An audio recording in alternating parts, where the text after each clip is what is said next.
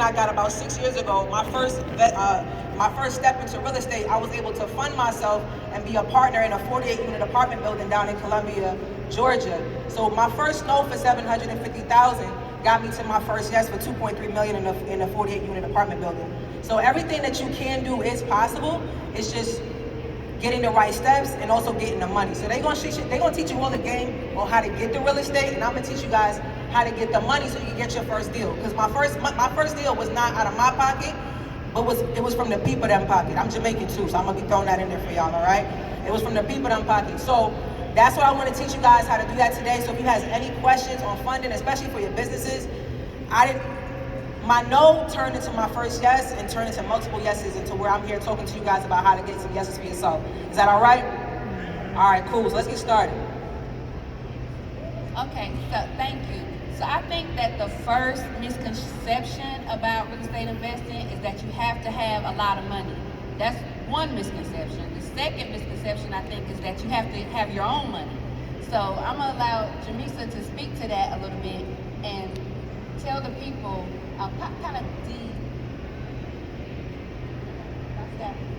okay, that's a state of black women in real estate too. She understood what I was saying without me having to say it. So for me personally, one of the biggest things that I did learn while investing in real estate is you do not have to be perfect. It's not about what you don't know. Coming in, I was very young. I'm still young. I'm 29 now until September. But coming in, I was like just coming out of being a teenager. I didn't know the right terminology. I didn't know how to speak well. You know, we speak Ebonics sometimes. I didn't know numbers. I didn't know how to value real estate. I didn't know about market value. I didn't know any of those things because financial literacy obviously is not a conversation that we have in our household. But one thing that I have always had going for myself is that I am very open-minded and I speak the way that I want to speak. I say what's on my mind and I'm not afraid to get things wrong. So coming out of that, the very first lesson in real estate for me was learning what real estate actually was. I know a lot of people look at real estate like they see it on TV, so they think about fixing and flipping and they think about the HGTV style of real estate, but that's a really big misconception. In all actuality, real estate is everything. It is the air you breathe, that's air rights. It is the ground that you walk on, someone owns that, okay? You're born in a hospital, you die, you get buried. Anything that you can do as a business person, even if it's digital, that's intellectual real estate and digital real estate, everything is owned, and that's what real estate was. So once I was able to dissect it and break it down into parts, it was easy for me to consume and make a choice about how I wanted to invest in real estate. So I sold my first property. I made $150,000. That was great. I realized early on that I am going to spend this money, and it's either going to be on something that makes me money or something that costs me money.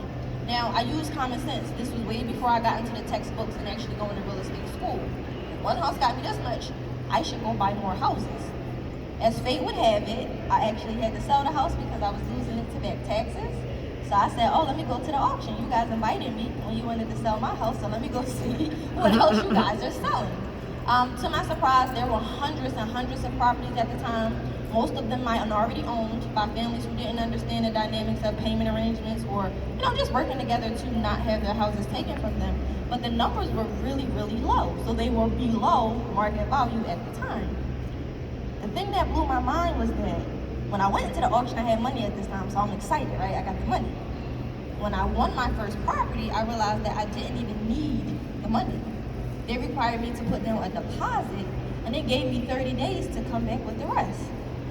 So I'm like, oh, okay, so I can do this several times and maximize my potential in this space. Not only that, I can put down a deposit and actually sell the property prior to me even owning it to make a profit. Now, I know, how many of you guys in this room have played Monopoly before? I know you guys have done it several times. If you're anything like me, it takes hours. You flip the board, we get angry, I bribe my children, it becomes a thing. Well, real estate is literally just a real life version of the board game, Monopoly.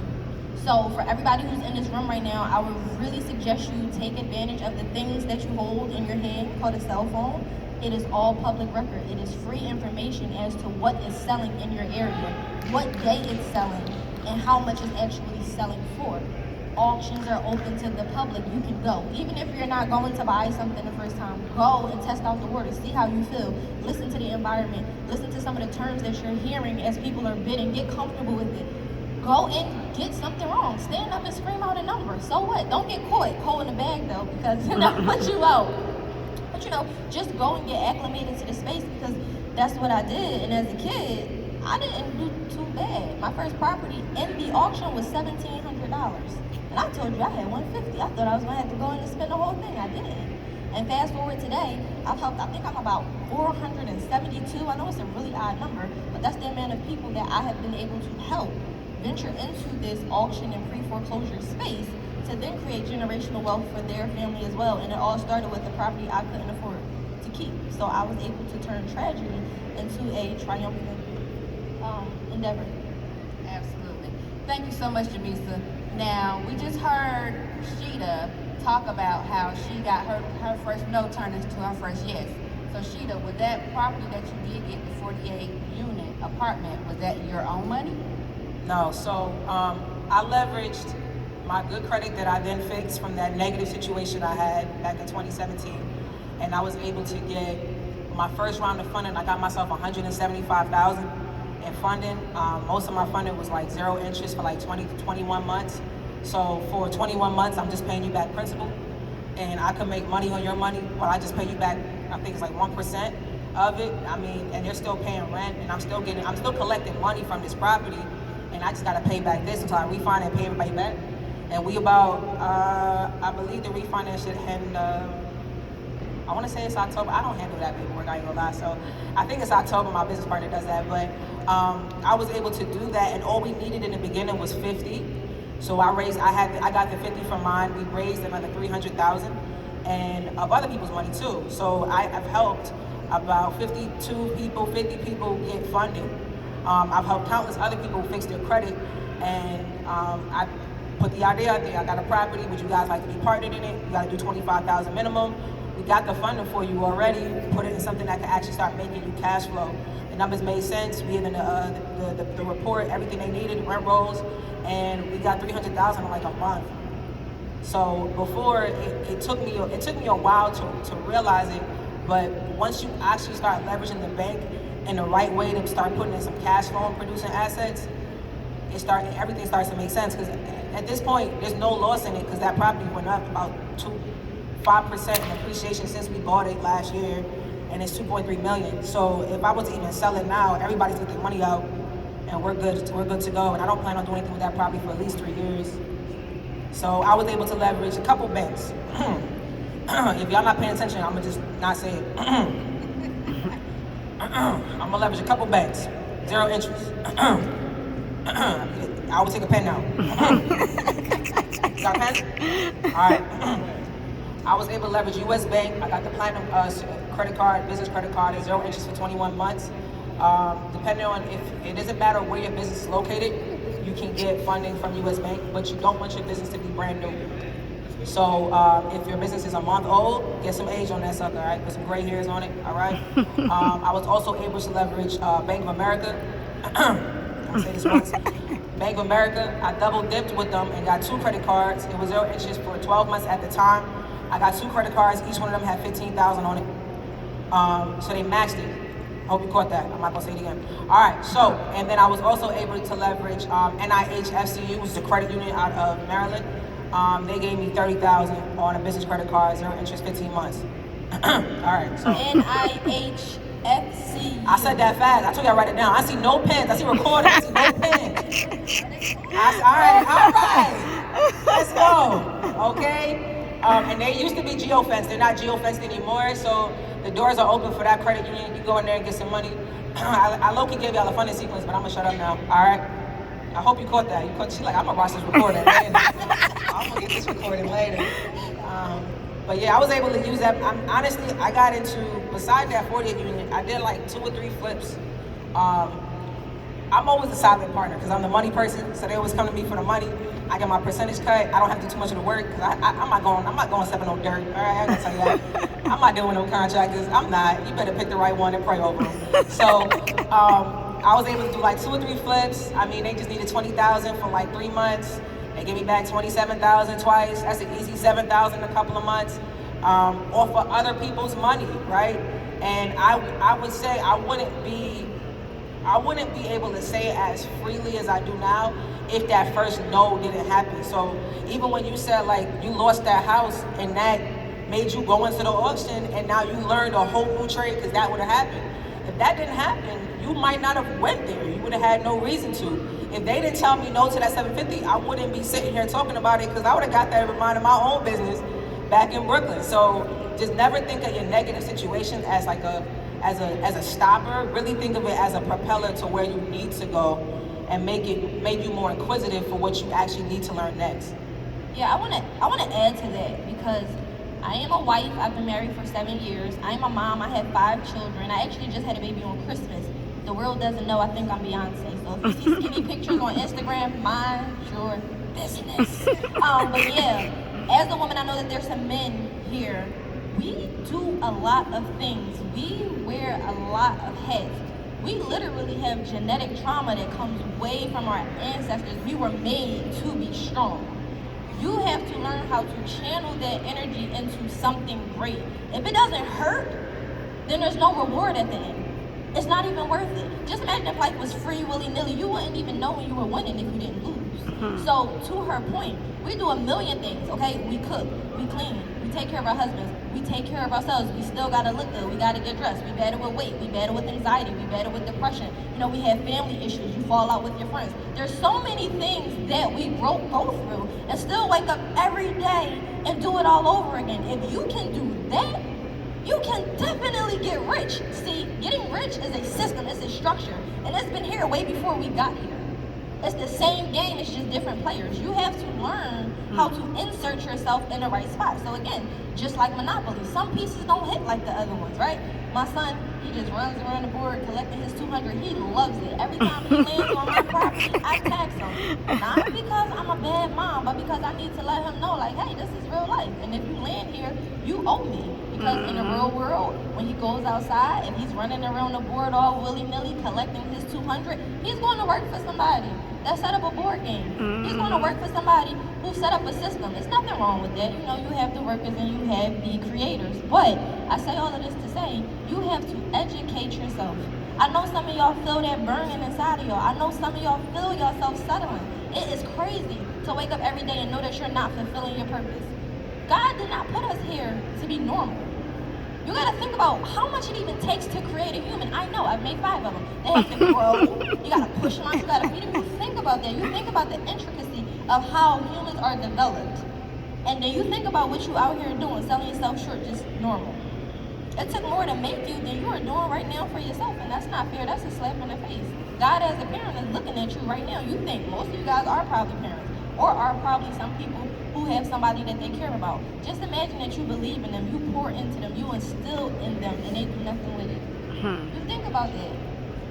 Not only do you owe it to yourself, but you owe it to your creator, whoever you claim that to be. It could be God, it could be Allah. I'm multifaceted, I like to read, I'm very spiritual, not religious. But you guys are getting what I'm saying about this. You can do it. It is in you. Money grows on trees. I know what your mom said when you was little. She lied. It's paper. And it grows on trees outside, okay? I'm in agriculture right now, and I can tell you how to plant something and watch it grow. That's all money is. You have to think and decide how you want it to work for you. What are you willing to do? What are you willing to put out? Real estate's not for everybody, not gonna lie. I became a contractor because I got robbed by a few. I told my husband to do it. He ended up sleeping on the couch because he messed up one of my projects. It all went bad. And I love him. I know he gonna see this and be like, you tell him my business. Yeah, babe, I'm sorry. But I say all that to say I never gave up because you know what? Win, lose, or draw, getting it right that one time is paying me forever. If I decided not to be here, if I decided that I didn't want to do this, my children are still going to eat because I got something right one time and then I repeated it. The same thing. And we just talked about how we repeat our habits all the time.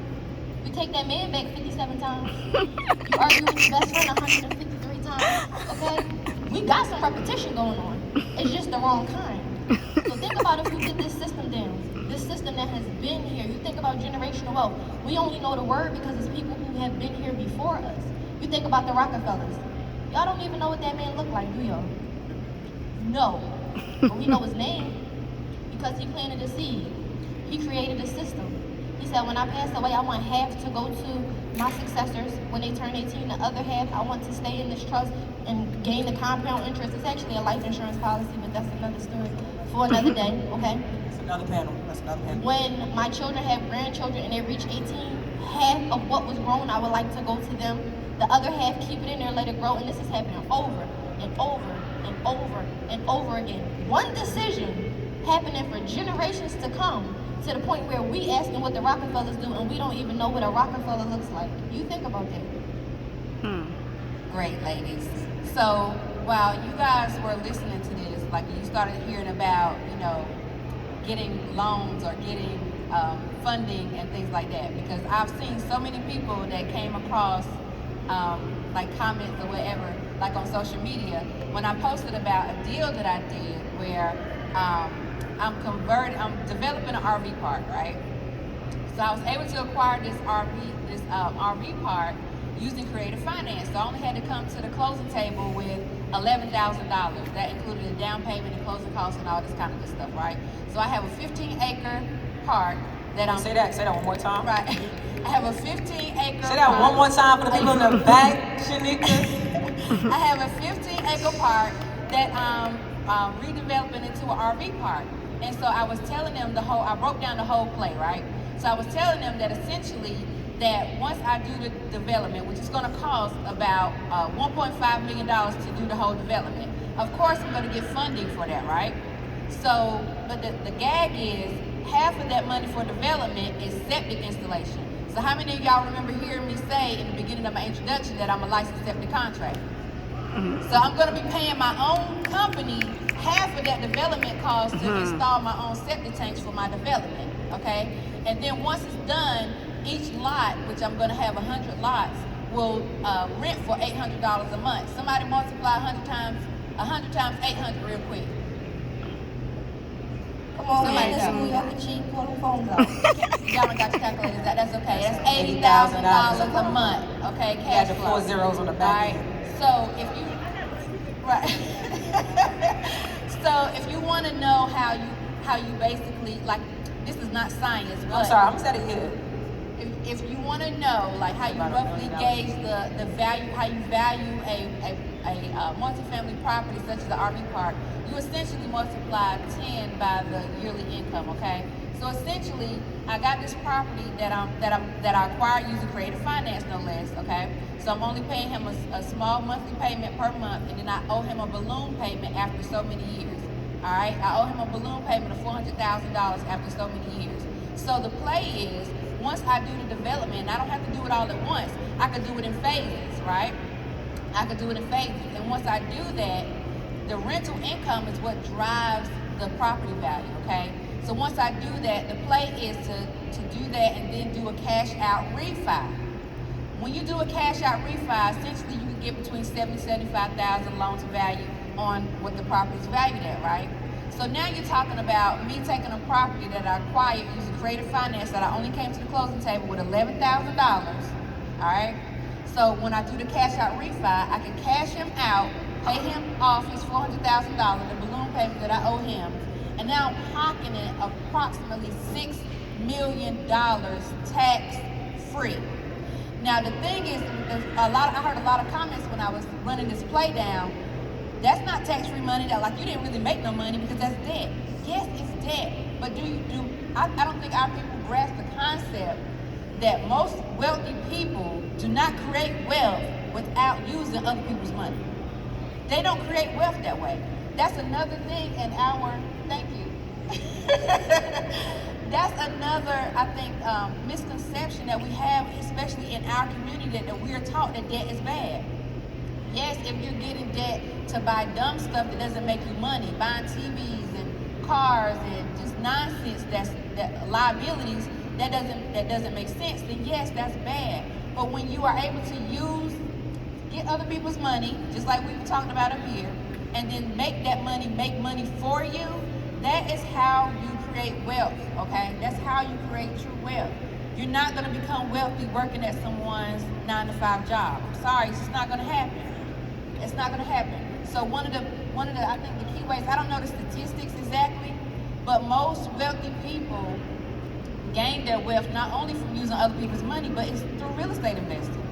It's through real estate investing. So I implore you guys to really hone in on this and to consider getting started investing in real estate wherever you are. Again, you don't have to necessarily have a lot of money. You don't have to use your own money. You don't have to start off buying mobile home parks, RV parks, apartment buildings, and hotels, okay? We didn't start there. I started wholesaling houses first, just flipping paper essentially. I get a property under contract for below market value. I find an investor that's interested in doing fix and flips or being a landlord that wants to hold properties, and I flip the contract to him for more than what I got it under contract for, and make $10,000, $15,000 in a matter of 30 days. That's how I built my capital up. I built my capital up, and then I started acquiring properties. I started acquiring properties and building my portfolio. And it didn't take a long time. It only took me 3 years. It took me 3 years. Now, that may seem like a long time to some of you guys, but in 3 years, I was able to amass a multi-million-dollar real estate portfolio. To me, that's not a long time. It took me longer to get my bachelor's degree that I don't use, by the way. It took me longer. No shade. No shade. But it took me longer to get my bachelor's degree. Okay, so 3 years is not a lot of time for you, and you can do it in less time, mind you. I did that while I had four children at the time when I started. One of them was a toddler. I was homeschooling the other 3. A month after I got started investing in real estate, I got pregnant with baby number 5. Okay, so I was doing all of that while I was, being a mom, being a wife, being all these things that women are. I was doing that at the same time, so you guys can do it in much faster time, especially having someone like one of us up here to show you the way, because I didn't have that. I took a course, I stepped out there on faith, and I got it popping. Just so happens, it worked out. And not to say I didn't stumble across some blocks in the road along the way, because I did, but ultimately I came out on top, and I'm still learning, and I'm still going through the process. But the point is, you can start where you are and grow it from there, okay? That's the point. Yeah, you guys should grow a healthy relationship with debt. That was one of my biggest mistakes when I started out. I started with that lump sum of capital. I was not educated on how credit worked at all. Obviously, I was young, so I won't say I had bad credit, but having no credit is just as bad as having bad credit. So I didn't know that there were people who would be willing to give me money. After that 1 year, I purchased 9 properties. I was house rich and cash poor. Not all of the properties were producing because some of them were shells, obviously. 150 is not a lot of money, right? It's not a lot. Right now, when you hear it out loud, it's probably like, ooh, 150. But when you have it in front of you and you have to place it in certain places, you'll see how fast it actually spends. If I learned about leveraging a little earlier on, I would have been able to move a little bit faster and a little bit bigger. But it's okay. What I lacked in money at the time created the space for me to educate myself, so I'm not upset with it. But now, this is me telling you the poop I stepped in so you can walk around it. Go borrow money from people. It's a great thing. Like you just said, I read multiple books. At this point, I have mentors who are billionaires. You do not create wealth, you buy it. Your net worth, literally, this is why you'll probably hear a person say, hey, I'm a millionaire on paper. You ever heard that? Like a person say, oh, I'm a millionaire on paper. Usually, if you're a millionaire on paper, you might not be liquid. Honestly, I say in order to be a millionaire, you gotta be touching to be a billionaire. You know why? Because once you make a couple million after taxes, you in the real high 100,000. Like you close, but you ain't close enough. You think about $1 million. After you spend $1, you're not a millionaire anymore. So I say that it's a joke. You don't actually have to be a billionaire to be a millionaire, but you guys get where I'm going with that. When I do speak to wealthy people, and as I'm learning and I'm gathering more information from them, they don't have $1 million in the bank.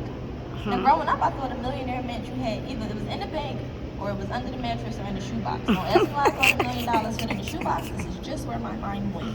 Now I know there's $1 million in different assets. It might be a couple $1 million. So you might have $2 million in real estate. That means that the properties that you have is worth a certain amount of millions. You may have some stocks. This all adds to your net worth.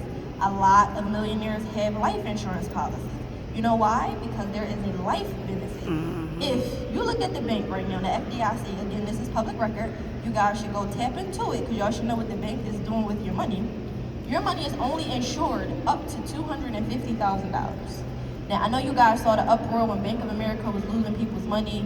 I think, was it Silicon Valley? Silicon Valley. People were trying to get their money and they didn't have it. Like, I put it in here. When I open the app, it says it's here. What do you mean it's not here when I'm coming to get it? I caught the bad end of the stick one time. I literally just needed $20,000. They told me they needed to order it or give me a cash check. I'm honest. What banks are doing are they're taking your money and they are investing it. They are literally stimulating the economy with your money. Now, if you guys are like me from an urban community, you know we are labeled poor. However, different communities come into our actual community and make billions of dollars off of our poorness. How is that? It's either we have it or we don't. It's just a matter of where we're putting it. So anyway, back to the FDIC. If you look at it, you'll see they only insure up to a certain amount of your money, and then you can actually look at their ledger and you can see what they invest in. You'll see a couple $100 million in real estate, but you'll see almost double and triple in life insurance. I know y'all know that a bank is a company. So why do they have life insurance? Does anybody in this room want to just take a shot at it? Come on. I mean, if you get the answer wrong, I gotta tell you the truth. So it's either you know or you don't.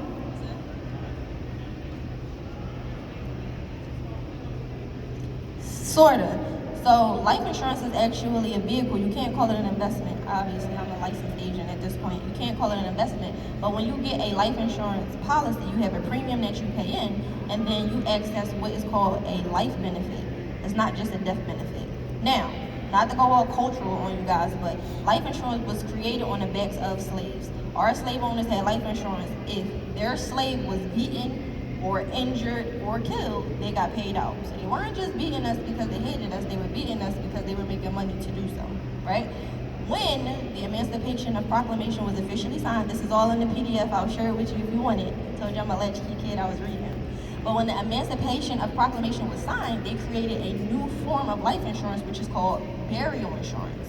So it's the complete opposite design of the life insurance I'm talking about, but it's the exact life insurance that your grandma probably had. I think grandmas is the only people who got life insurance right now.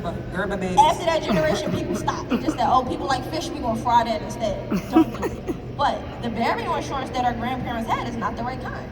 That's the type of insurance that you pay into, and over a certain amount of time, you get your burial, your death, and your repast covered, but you can't borrow from that policy. But with a whole life dividend paying policy, not only do you get a life benefit, you get an extreme death benefit, and you get paid to have your money there. Not only that, the best part is it's tax free.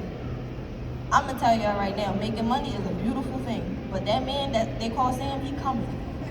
He is coming. I thought it was a joke until I got my first tax bill. It was about $250,000. It made me want to go back and see how much I made. Hold on, I owe you what? Well, where did I get it from? I started looking at the numbers. I'm serious. Financial literacy is really important. It's not just about making money. We can all make money. You all have done it. If you ever take a look at your bank statements, it's going to make you throw up. That's on you. Make sure you got a barf bag close by. You look at that statement. You look at how much you actually spent. I don't even want you to look at what you made. I want you to look at what you actually spent in the last 5 years collectively. Most of y'all done touched $1 million. A few times over, actually. But because you don't see it collectively and you don't see it all at once, you feel like you're in disparity. You're not. You are not a victim. This is all by choice. Them shoes you can't say no to, that Starbucks that you keep drinking everything is not even good.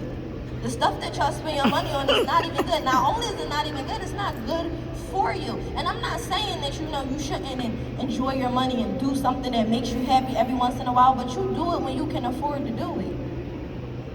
You guys have it. The only thing, two things that's promised is what? Life and why y'all got no insurance? And if y'all do got insurance, why are you not having these conversations or educating yourself? Because I know y'all done heard of the folks around the internet. Just take a second to dive into what's around you. Take a second. I mean, we gotta die someday. Y'all take everything serious except life. And it's the only thing that can be going from you in a second. Take a look at what's around you. The information is there. The education is there. Even if you don't want to flip, like she said, everybody don't want an R&B park. It's a lot of work. I'm not going to be up here saying real estate is fun. It is not. Sometimes I cry myself to sleep because it's frustrating. That's where the anxiety comes from. However, you guys all need somewhere to live. Even if you're buying a house for you to live in, guess what? You won. Because this land and this dirt that we walking around on, that's the one thing they can't make no more of. They cannot stretch this earth. It is here. I mean, if y'all read the Bible, people just say y'all need your 40 acres and Go down, come back. That's not the Bible. It's one of them laws, though. Well, I can tell you. Jesus said it, I'm with it. I can tell you in the Bible, there are literally, it's quoted 11 times where God talks about investment. What I just He said. cursed the fig tree for not bearing fruit. Come back. See what happened with the man with the talents when he didn't invest. When he put the talents in he put the talents in he buried it. The other servant doubled it twice. The other servant quadrupled it, right? So I want to actually piggyback on talking about life insurance. We wasn't gonna go there, but I'm gonna tell you how life insurance can actually help you out. All right, so I'm gonna give you guys my situation because I teach from experience.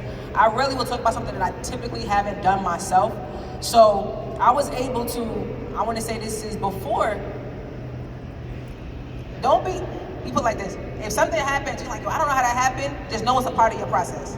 All right, it's a part of your journey. When I graduated from college, I played basketball. Actually, I went to Marshall University. It was not too far from here in Huntington. That's 3 hours. Go Herd. I'm always gonna shout them out. So I didn't know what to do when I graduated. I graduated in 2014 with my master's in education. I played basketball, so for most of my collegiate life, I was spoiled. They took care of everything. I didn't even know how to register for classes when it came down to graduate school. And they're like, oh, you graduated, how you? I said, I never filled out a form. Like, they do all of that because if you let the football players fill out their own forms, there'll be no football team, right? So they always filled out all our paperwork. I didn't know how to pick up books, nothing.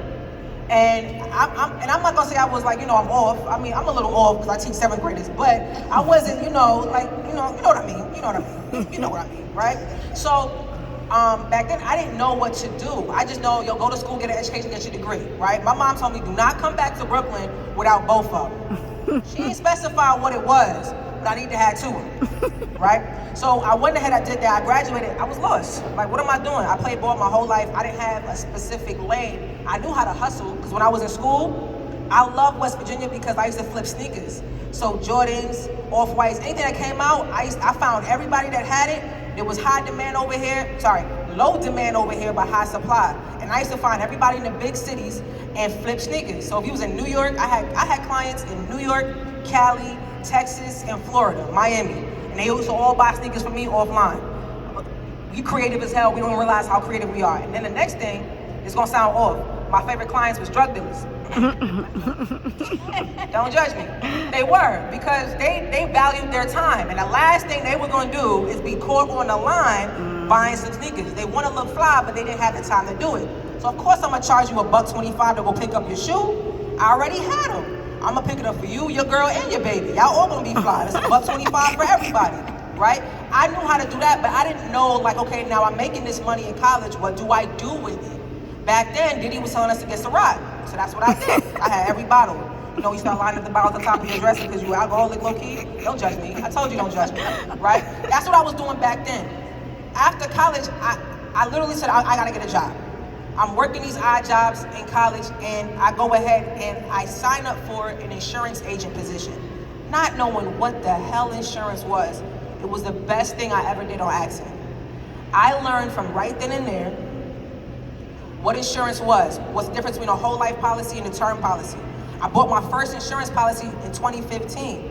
Because of that, most of my family didn't have insurance, but I'm a teacher by nature because I got my degree in education, right? So now I got to show it off, I got to talk to you about stuff, I got to teach you something, right? So I'm talking to them about it. Come to find out, you start talking about something, everybody around you, oh, what is that? And half my family, my whole family Jamaican, so they say, what is that? Insurance, they gonna judge me, right? But I'm like, wait a minute. I'm not doing GoFundMe's if somebody passed away. I'm not gonna do that.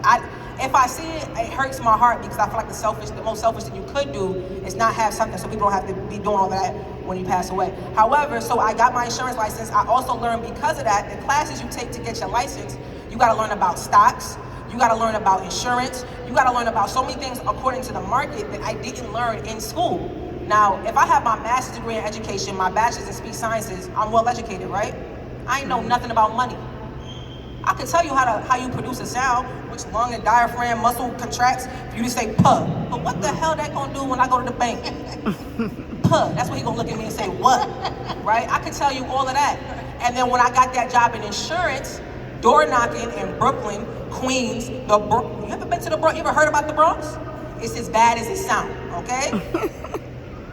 No people from the Bronx is like to talk trash. All right, I'm being serious. If you drop a quarter in the Bronx, it's gonna end up in Manhattan. All right, that's how bad it is. Just rolls right out. The money don't even understand it. So I learned all of that stuff, and because I learned it, I was able to learn about whole life insurance. Now, whole life insurance and term insurance is two different things. A lot of people in our community, they have term insurance, and then you say that insurance is a scam because you don't realize that policy holds no cash value. You pay every month into it, $100, $20, whatever it is, for a big balloon payment when you're not here. But if you lapse on that policy, you lapse and you have to start over. And it has no cash value on it. And your health and your age is different when you gotta get it again. And now you say, what I paid all that money into it for, right? I learned about that at 25 years old. So I'm 33 now, don't age me, right? Look good, right? Yeah. Right? So I do that, and now I learn about whole life insurance. I get a whole life insurance policy, I start putting money into it. Then I learn about IULs. I learned a lot of things about insurance, and I'm like, well, if Rockefeller did it, I mean, it gotta work. So I went ahead and tried it. I've had my policy for years.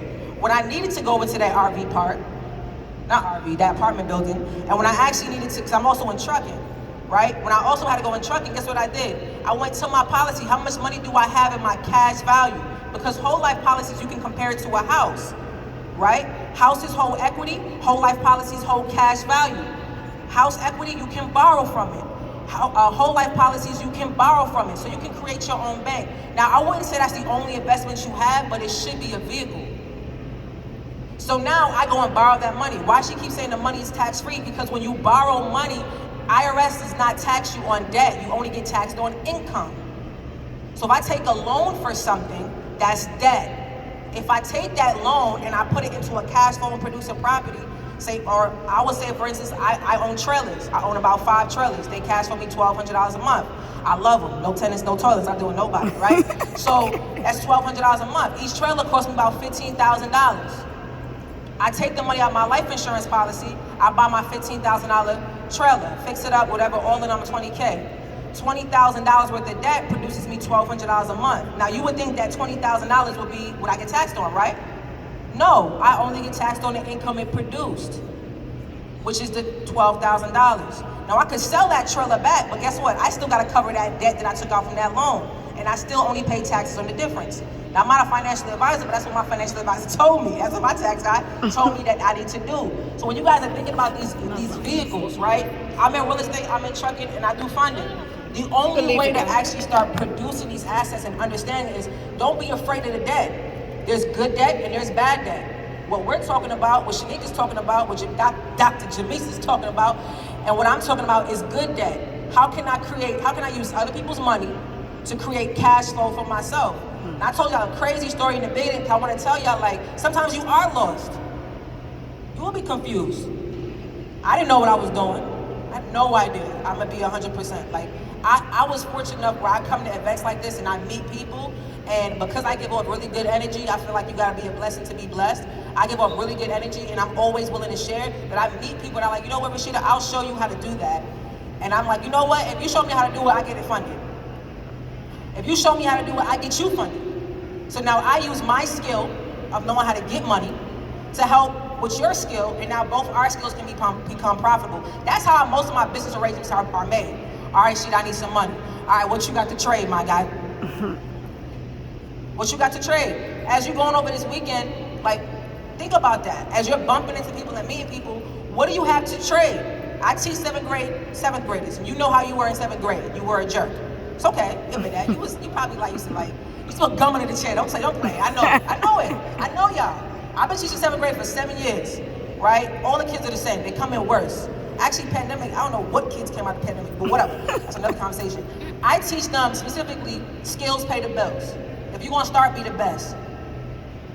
And create options for yourself. So the first thing I'm gonna tell y'all is if you have your credit report, please go and check your credit. Do not let it get dusty in the drawer. It just creates allergies and asthma, okay? Do not let it get dusty in the drawer. Go and check your credit report. It don't bite. So if you never check it, you never know what leverage you have. The next thing is go and learn a skill. If it's real estate and that's what you do, go and get into it. They know 1,000 different ways to get into real estate for less than $10,000. Could you invest in yourself for less than $10,000? I got into real estate for $900. I own a plot of land in Alabama I never seen for $937.22. I don't think I'm gonna go down there. Bruh, today, you can acquire, and like she said, my dad told me when she the land don't rot. It's never gonna go nowhere. You can get into real estate for less than you spend at the store, for less than a Louis bag, to be honest. You can get into, honestly, y'all got the fly tech suits. That's $100. I used to work at Nike a couple years ago. That's about, if you do the top and bottom, that's $238 for the men's. That's $220 for the women's, about the same. That's about $500. You halfway to a plot of land in Alabama that you can go ahead and figure out what to do with it next. You get what I'm saying? Like, we overthink it. And I help somebody do that, and they got a property for $1,200. It's a shell. They gotta do something to it. But you can officially say that you own a part of America. Don't have China owning most. Made in China, they own most of it. I ain't, you know what I'm saying? It's diversity week. We talk about strategy. But I'm being honest. You can literally go in. There's land banks. There's tax deeds. There's auctions. There's creative financing. There's a way, and somebody this weekend, and I'm gonna say specifically, I'm not the real estate guru, so don't come and say, yo, Sheeta, you did $900. The real estate that you can speak to and actually learn how to get into the game. Because if you're not into the game, all you're doing is getting played. That's a bar, right? Did you record that? You got that? Yeah, I got that. I gotta make it real. I gotta make it real. Content is king, right? But I'm being serious, right? You gotta get into the game, so think about it. And I'll give you guys a piece of gem. Land banks. I've got 4 of my properties from land banks. Stupid cheap. I mean, you getting it. Literally, one of my good friends, one of his mentees came out of prison, had the water jug, the blue water jug that you got in your house that you just dropped water in. He emptied it out. It was $1,500 in there. He used that money to buy property. Don't tell me you can't get it done. Don't tell me that, because I'm pretty sure you got a piggy bank somewhere. Crack that sucker open and figure out how can I buy a piece of land. And don't worry about it. Buy it and figure the rest out later. I'm gonna be 100%, because now that you own it, guess what? The value can only go up. The value don't go down. It can only go up. And now you learn how to put a manufactured home in it. You know how to put. Yo, I could go on, and I'm learning this stuff myself now, and I'm like, damn. I came a long way from not knowing what to do to now I created so many options for myself because I know how to get the money that it's like there's no limit to what I can do. People are shocked when I say I'm in trucking. They're like, you, a ball player, you in trucking? I'm like, yeah, but I don't deal with DOT numbers and all that stuff. I don't got no safety issues. You know what I'm saying? I don't have time for that. I know what my lane is. I like stuff that don't cost me much maintenance. And my trailers, they chilling, literally, because I buy reefers. They're chilling, right? So as you guys are sitting this weekend, I want you guys to take the time, and I'm gonna be honest, if one of y'all don't snatch up one of these people and bug them for like 15, 20 minutes on what they know, you were really sleeping, because we came in this morning at like 11 o'clock, and we've been in the car. She was like, yo, we were having a whole mastermind in an Uber ride on different parts of our business. So if you're interested in getting real estate, which you should be, this is where you just need to make sure you tap in with these two right here. And if you need the money, I got you. Thank you. So our time is about up, so I just wanted to see if there are any quick questions in the audience before we conclude. Yes, ma'am. So one of the things you talked about is healthy relationship with debt. So for the people who are saying, I don't have the money, because that's the main thing, that's the main objection. So thank you, ladies, so much for being transparent. I really appreciate you. I'm into real estate as well. So my question is, what I get a lot is they don't have any money, right? They don't have any money to even buy my course or buy the book, like no money. So in terms of having a healthy relationship with debt, what are some steps that you can give to the audience as far as how can they establish that healthy relationship with debt? I'm gonna be the devil's advocate, because this, to me, it goes back to mindset. What you don't have is not as important as what you want and how bad you want it. If I didn't have food, I would not sit up here and tell y'all how hungry I am. Okay? Then the more desperate I am, the worse it might get. But I'm not gonna sit up here and be hungry, right? So when a person says, I don't have money, What they're really saying is they don't have money for that specific thing, because you have it, we spend it. You talked about wholesaling. I think that's the greatest way to get into real estate. You start to talk about wholesaling, people feel like they can't do it. Whole time, they complete wholesale deals successfully all the time. You go to the market, you buy some fruit from the market. That's a wholesale deal. The farmer was the seller, the market was the wholesaler, you're the end buyer. The problem is we do have it, we're just always on the consumer, and we are bred to be consumers, and we're bred to be people who spend money on everything except ourselves. What's you guys' name and the front? Miss Cassie Ann Jamore? Okay. Miss Cassie is selling a property for $100,000, okay? Jamore, you can agree to purchase that property from Miss Cassie for $100,000. Although you might not have it in the bank right now, real estate is contractual until you get to the table. So don't worry about the money at this given time. Right now, you make an agreement with Miss Cassie to purchase that property for $100,000. Naturally, the way real estate works is you should always be getting it less than what it's worth. You make a deal before the deal is done. That's the way that the numbers work, right? So you get it under contract, meaning I agree to purchase. And when I say under contract, it sounds complex, but I went to real estate school and it can be written on a napkin. In order for a contract to be upheld in a court of law, it needs a name, a date, an agreement, and 2 signatures. It can be written on anything. Do not go outside signing contracts on napkins. I'm just letting you know that it's not that serious. But you agree to purchase that property for $100,000. What's your name? Okay, OJ. You gotta do some talking now, okay? OJ here has money. You seen him on Instagram? He riding around in his Maserati. He was on a yacht last week. He got the money, okay? You call OJ and you say, hey, I have a property for sale for $150,000.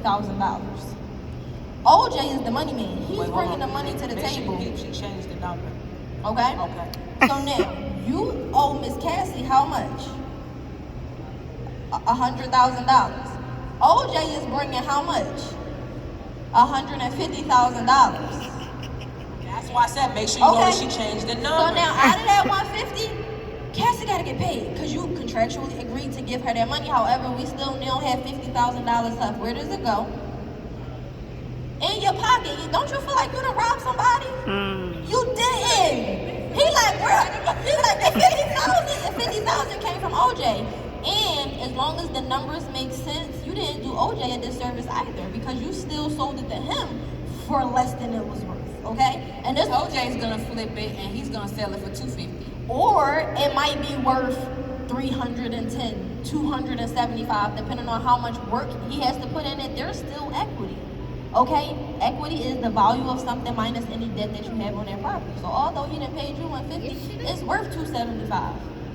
You understand what I'm saying? So don't look at it like, ooh, I was being shady because I got it for $100, but I sold it for $150. That's fine. That's business. China making sneakers for $5. That's business. Okay? $5. You see these Gucci gloves? I'm ashamed. I ain't even gonna lie to you, baby. But I got some money now, so I can do this. But back in my heyday, I used to price everything. How much is this fabric? Because it don't even fit. Don't this fabric cheap to you? It ain't even soft. I got these pants from Zara, and the pants are softer than the gloves, honestly. China, $5. Gucci, I ain't telling y'all how much because I don't want y'all judging me. Financial literacy is still key. This was a bad investment. I'll hide my hands. You get the point. Y'all can go make y'all some money. And that's exactly what she just described. No.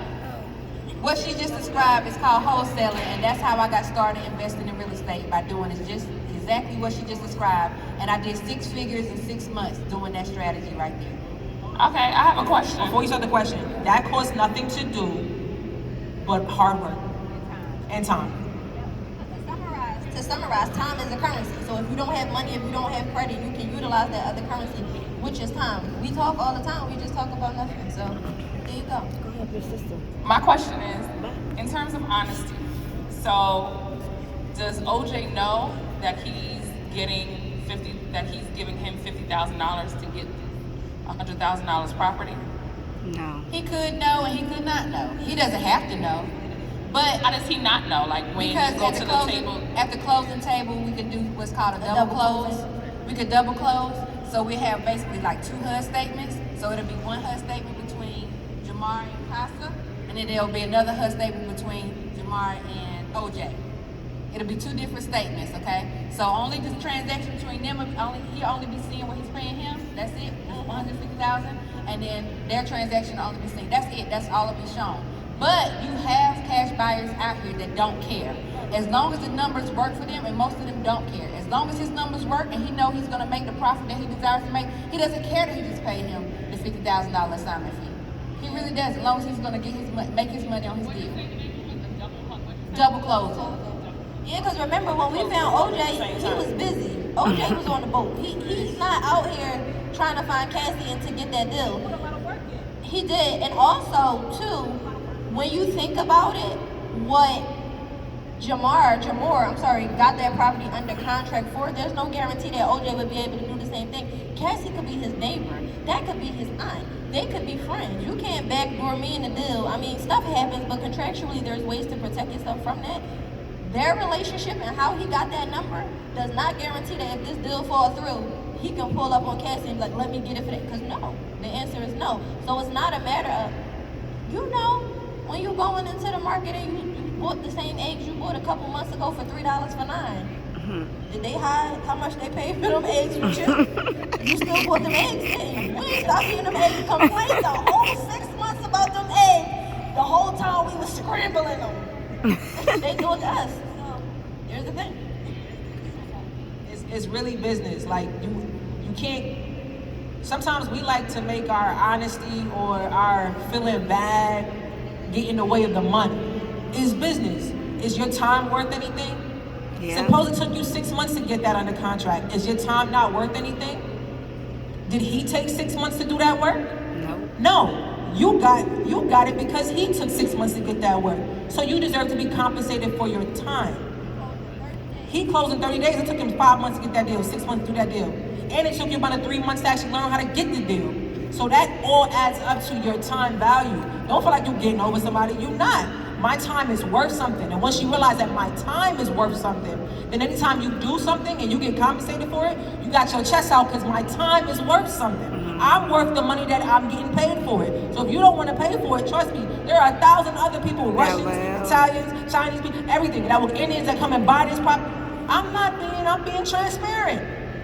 One of the person I learned the most about money from is my dad's old Jewish dude, and my dad never listens to him.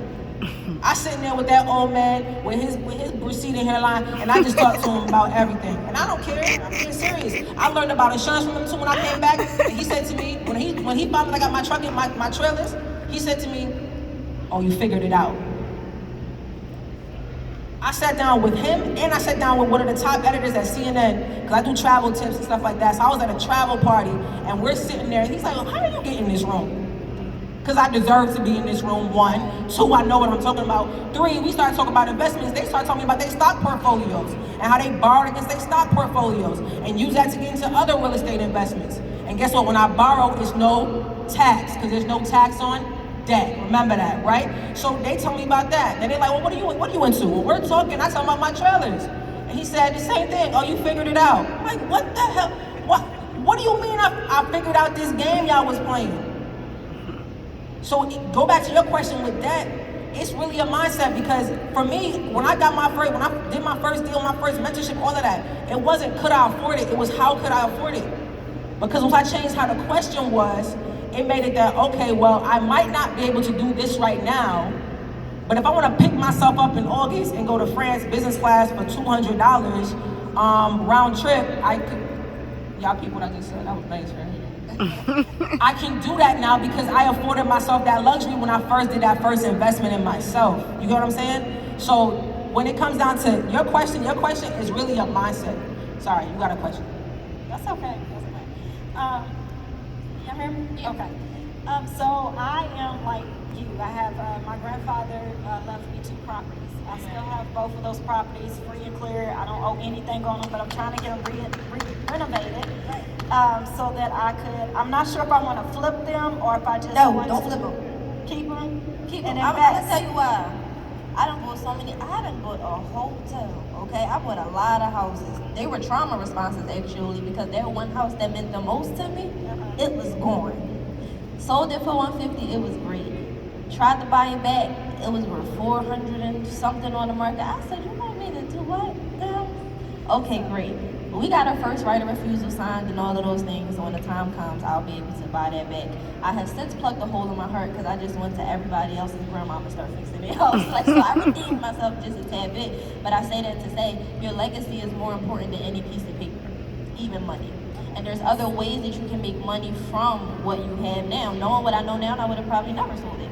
There was equity there. I didn't know. There was hard money options. I didn't know. There were people who would give me money to fix it. I didn't know. 203K loans, the whole nine. So there's two things. Well, there's a few things, but it really just depends. One, if he left it to you and it's in your name, that's one conversation. If you're like the executor of the estate, meaning it was placed in an estate, so it's in your name, that's great. You should take it out. Because if I find out where it is, I'm going to trip and fall on purpose and I'm sue you. Just No, kidding. it's mine, but I put it under my business. There you go, good girl. So now, So, what I tax was, exempt too. what I was gonna say to you is, knowing what I know now, if I could go back and do things a little differently, I would have purchased the house for myself. So I still would have sold it, but I would have sold it to myself. So you can get a purchase and rehab loan and purchase it, because now it's already in an entity, so that's great. You can have another entity purchase it from the entity you have it in now. So you can do a purchase and rehab loan, and then you can refi out when it's all done. So literally just get, and it can be private money, it can be hard money. The interest rates suck all around the board right now, so it's not really that big of a difference. The cookie is crumbling the same, but well, you can get some money if they need to be fixed up, of course. You can get some money to purchase it and to rehab it. Now the purchase is going to go in your pocket because you're the seller and a buyer, but when it comes down to LLCs, you're able to duplicate yourself. So I like to teach LLC being like a birth certificate for your business and the EIN being like a social, right? So although it's you, it's not really you. It's like a whole different thing, which is, you know, we paid a lot of attention to Donald Trump and all the things he did wrong, but we ain't really tap into what he did right. He went bankrupt so many times and never lost his money. He the one who taught me about S corps and trust. He paid himself until he couldn't pay himself no more and said, oh, that company ain't got no more money. Because he gave it all to Donnie. Donnie got paid. He was the owner and the employee at the time. So, you know, you can do it both at the same time, blanket style, or you can do it one at a time, whatever you feel comfortable with. Go and make sure you have a solid structure and make sure you have the contractor. See, the thing about borrowing money and creating a good relationship is respect. Don't go asking for something you're not ready for. Once you borrow that money and you get approved, you are responsible for paying it, whether it goes right or it goes wrong. So you make sure that you're going and you know who's going to fix your house. You make sure that they're licensed. You make sure that they're insured and bonded. You make sure that you've seen them do other people's work. It's always easier to get somebody that you know and to deal with somebody's uncle until it ain't easy no more. It's never easy, okay? Go deal with people who are professional. Even if you don't know them, that's fine, because therefore it's not emotional. You don't owe anybody anything. It took me years to learn that. I can't tell you how much I paid my therapist just for her to tell me that one sentence and drill it in my head. You don't owe anybody anything. God has their address as well. If he blessed you, he could have blessed them. It's just your turn right now. Do what you need to do for yourself. Fix those houses up, refi, pay the original loan back, rent them out, make money forever and ever and ever, let the value appreciate, use the money that you didn't refi to go buy some more stuff, and even if you don't want to do real estate full time, you now have money to go invest in anything else that you want to do, and just go from there. But no, I wouldn't sell it to who, for what? Yeah, sell it to yourself. I mean, all you need is the money, right? You ain't got to sell that to get the money. She just showed you how to get the money. Yes, she did. She showed you how to get the money. And I'm well educated on like a little bit what she just said, so it really worked out. Also, my other question was the land banking. I was also told that when I go to auctions, I could utilize my property that I have as a down payment for the properties that I want to go and flip. It depends on the auction that you go to, but don't use debt for debt, because you don't know how that down payment is going to turn out. And you don't want to lose. You know how they say don't put all your eggs in one basket?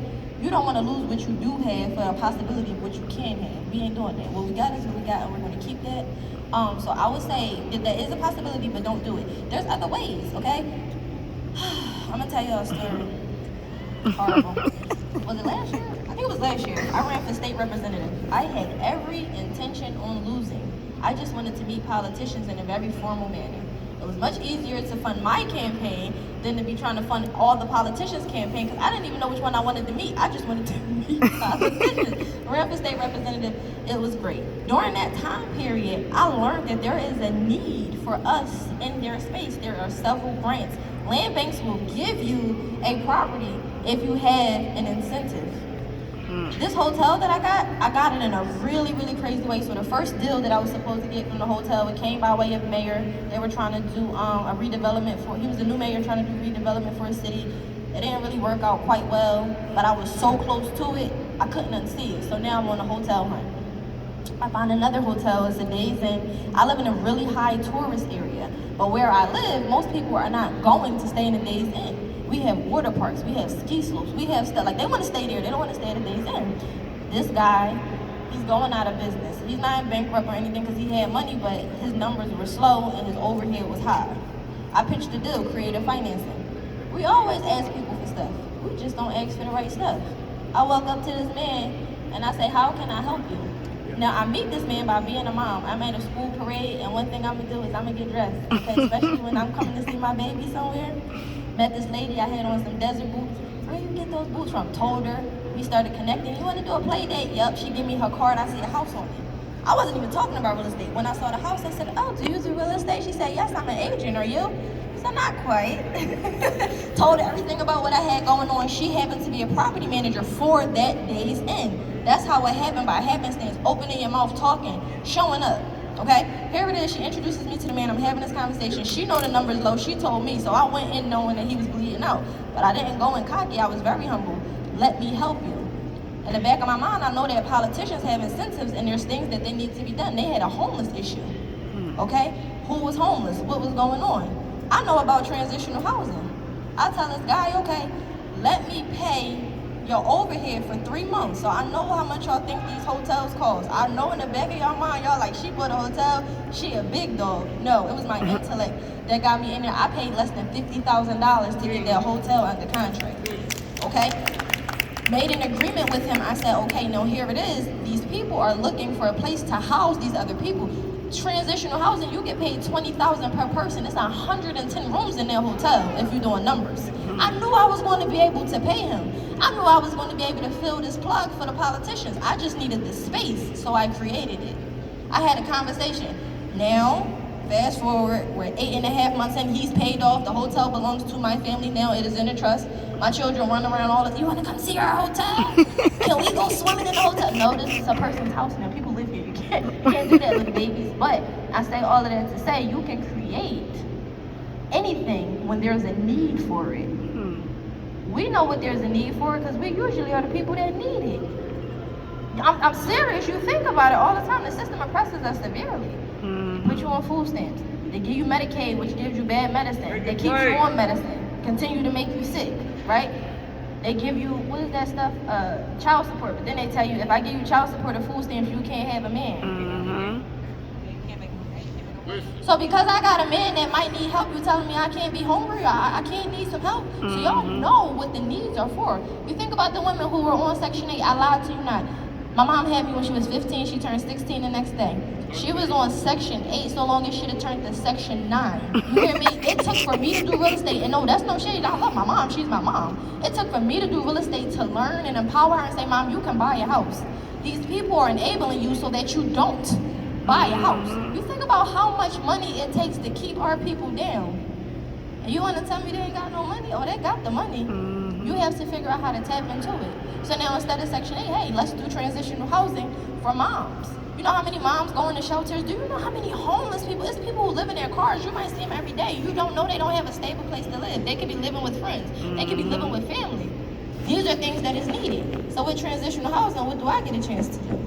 I get a chance to house them temporarily while also empowering and educating them so that they can move on and buy their own when it's their time to step off.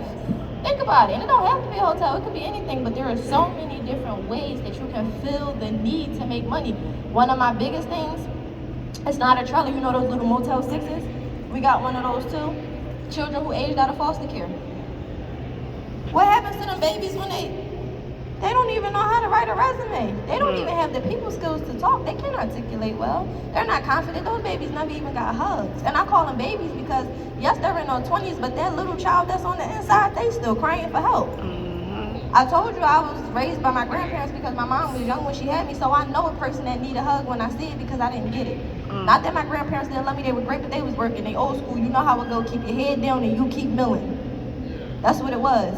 So even that, you guys can help. You just find out what your city needs. You find out what your area needs. You plug the need, you get paid. That's all a business is. A business is something that had a need that a person filled the need for and got paid in exchange.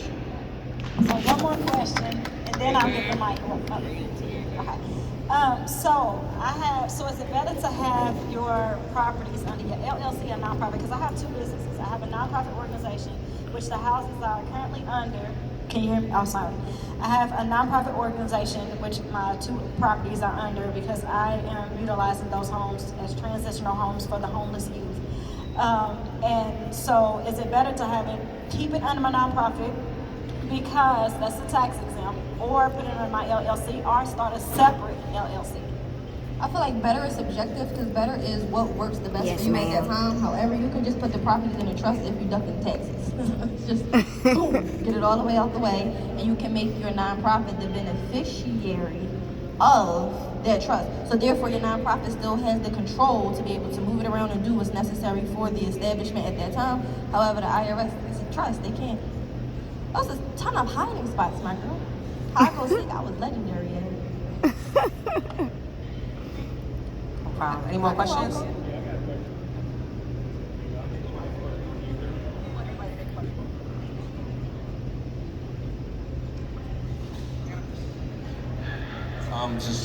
My name is Omajak, and I go by the Stylist VA on all social media. If you need a virtual assistant, you can holler at me. So my question is about distressed properties.